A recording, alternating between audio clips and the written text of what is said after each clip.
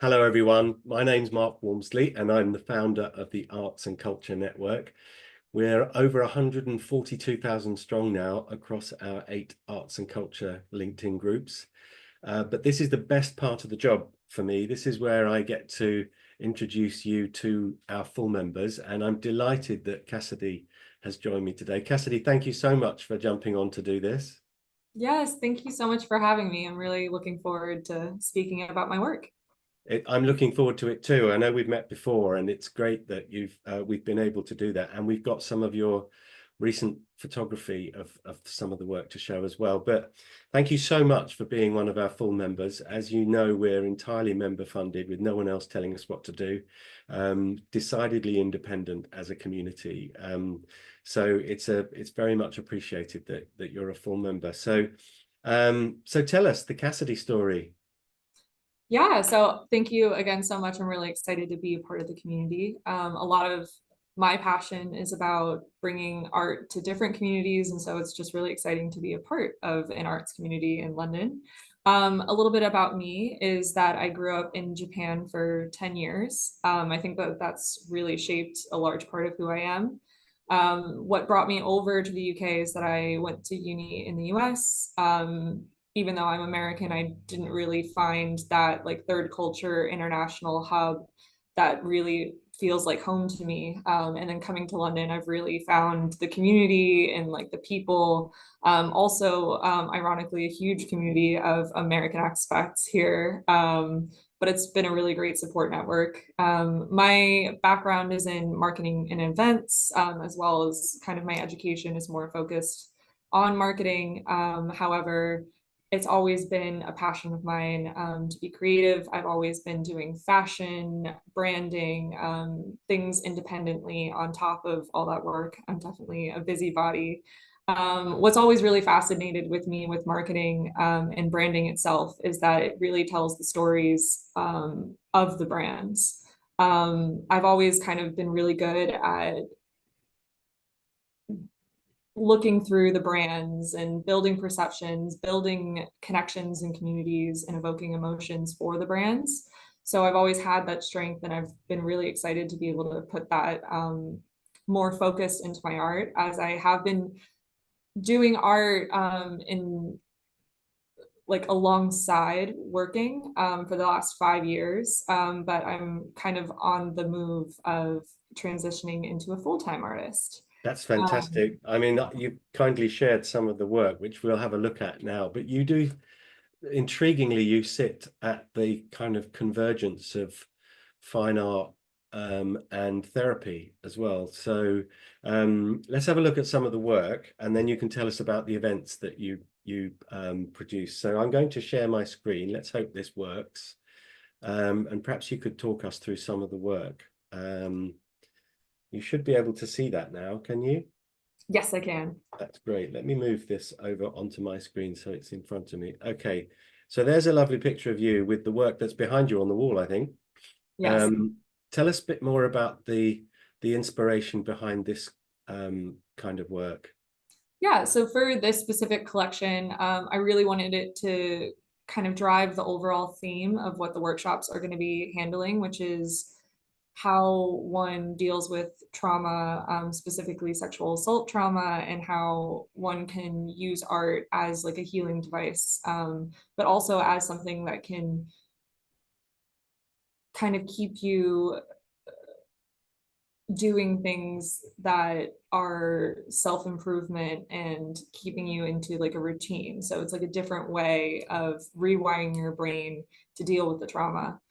This specific piece is kind of centered around that as well, but it's a large part of like the performance of the aftermath, the direct aftermath of the trauma, and just putting on like shows for people, not really like feeling completely in depth with yourself. And so it's like how you present yourself to the world. It's like a different form of self portraits, if that makes sense. Yeah, I mean, it really does draw you in with the, as you realize and pick out the elements in there.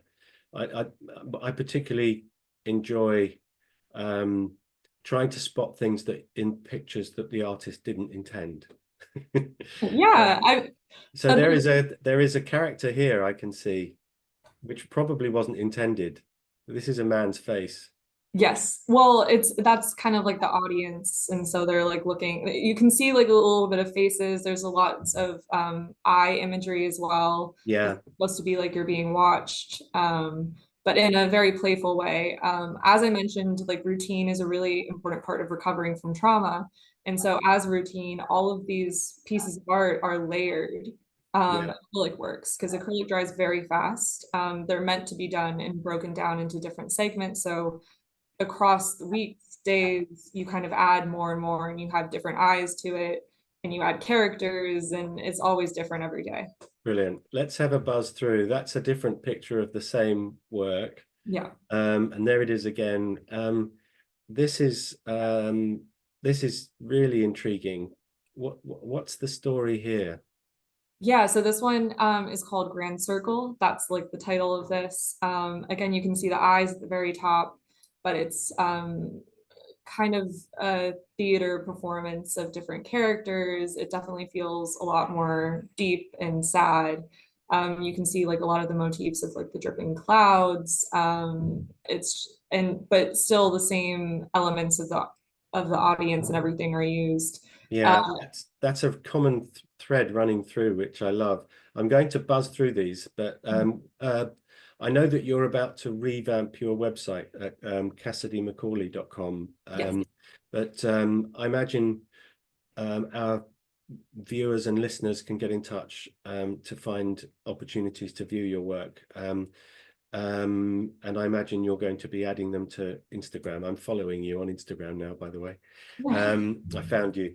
There we go. There's another one. Again, it's just intriguing, and you're pulled in. But this is the first one that's making statements quite so explicitly. So tell us a little bit about this one. Yeah, this one's from a little bit earlier in my journey, especially as a part of London. But it's definitely like different things that you hear, different things that you feel as you just like navigate day to day. In the bottom left, you can see my cowgirl boots, which have made it all the way over to London. But yeah, I like to use all of the different colors, especially in the middle, to represent like a bunch of people and just things and Yeah. a lot of things coming at you in the busy parts of London. So that's a close up of the one we were chatting about earlier. Mm. Whoa, suddenly we're transported into mythology. What's the story here? Yeah, so this one goes into a little bit more storytelling, and the last one is also a little bit more related to this one, but it's all about how your friends kind of help you, how bedtime can be very scary, especially once you're dealing with trauma. As you can see with like the little Oni in the very top, that's also a reoccurring theme is like the Oni with the eyes. Oni is a Japanese monster. And then if you go to the last one, it also is telling like more of like a fantasy fairy tale story of my experience, including like experience with dealing with trauma, but like told through very vibrant, bright colors. Love it. And there you are with the original one again. And then this is the last one that you shared with me earlier. Yeah, this one's a close up of the last one. There will definitely be more photos of the full paintings on the websites, and these will be shown hopefully soon in the gallery in the fall. But yeah, this one is very bright, vivid.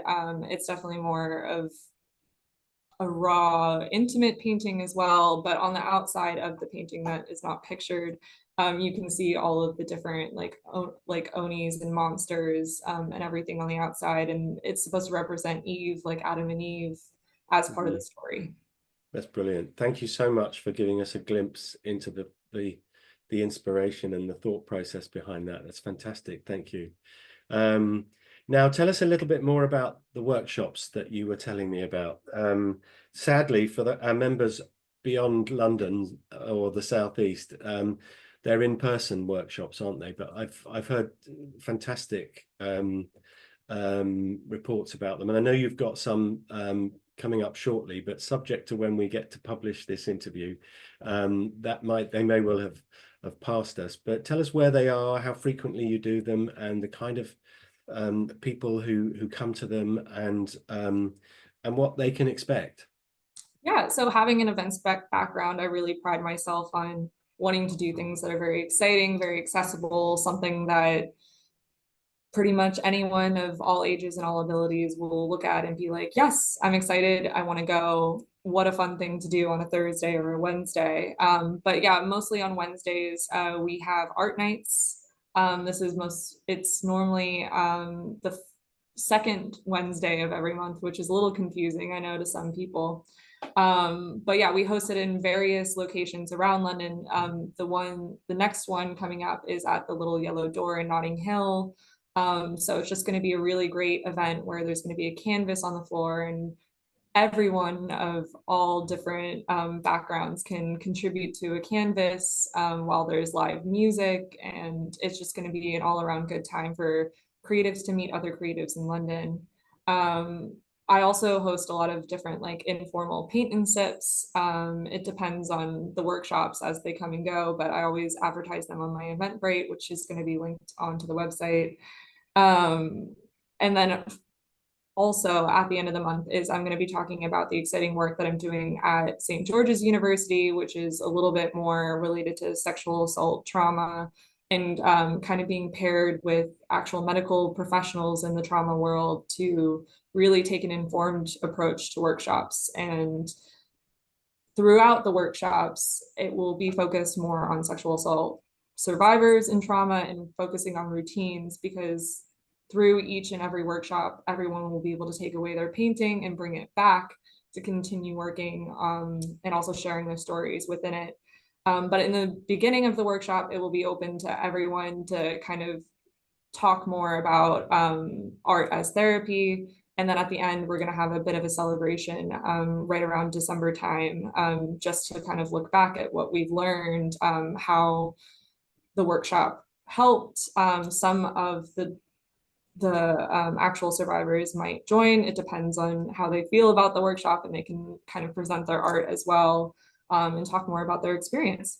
It's such a clever thing you're doing, and thank you, because it's an extremely valuable resource for people who need help. But you've come up with the most beautiful distraction almost, in that the workshop is very much about being creative oneself, and painting and emoting, and allowing your imagination to try and channel out almost during that period. And in the best possible way, it's distracting from the hard reality of trauma recovery, but doing it in a lovely way. So I think it's fantastic, and I'm sure you get lots of wonderful feedback from your workshops, from people who have felt supported and helped in their own journeys. So more power to you. Thank you. That's great. I love it when there is something else going on with the art, and a good reason, even more reason for it to be celebrated in the way that you're doing it. So that's wonderful. Excellent. Thank you for that. Now, wherever this appears, there'll be links to you, the events, and your Instagram, so that people can connect with you. I imagine there'll be people overseas who love what you're doing and would want to learn more, just in case they can do something similar in their own communities.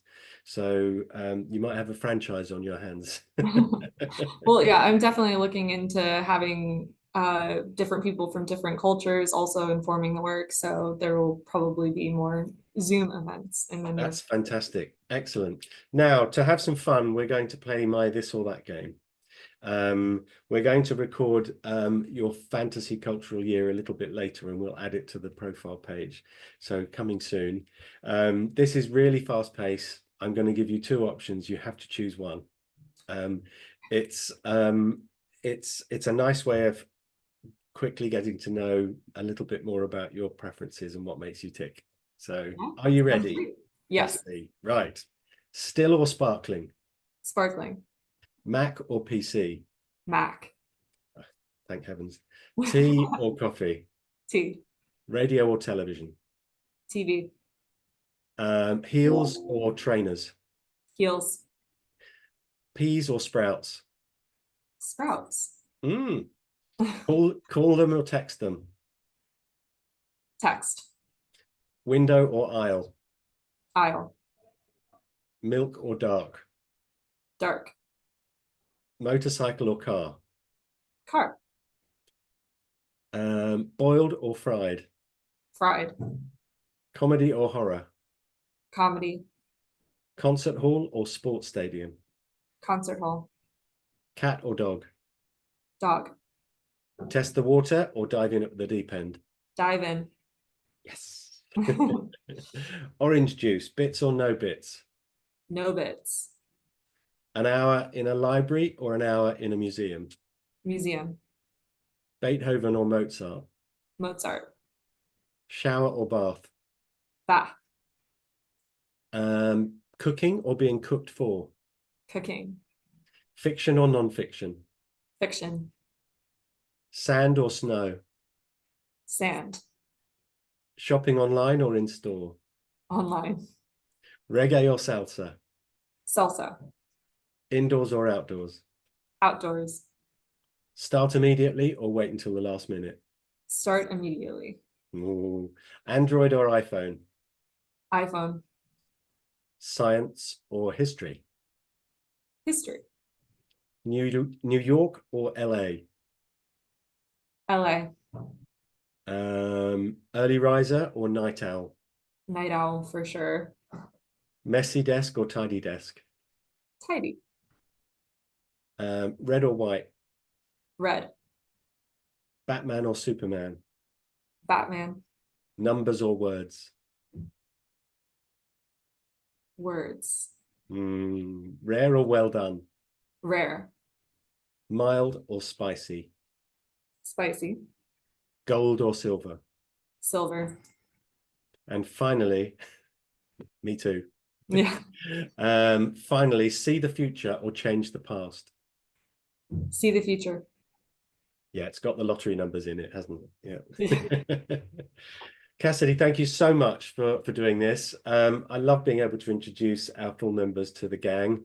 We're getting around 200 applications to join our LinkedIn groups every day at the moment. So we're a nicely growing community. I'm very much looking forward to publishing this and promoting it so that more people are aware of the great work that you're doing and can immerse themselves in your paintings, which is fantastic. I hope you found that fun, and we'll do the fantasy cultural year another time, the first question of which is, what's your favorite building? So that's your homework for next time. Amazing. Well, thank you again so much for the opportunity to share my work, and I'm really looking forward to being a part of the group. It's really kind, Cassidy. Thank you so much. All right. Thank you.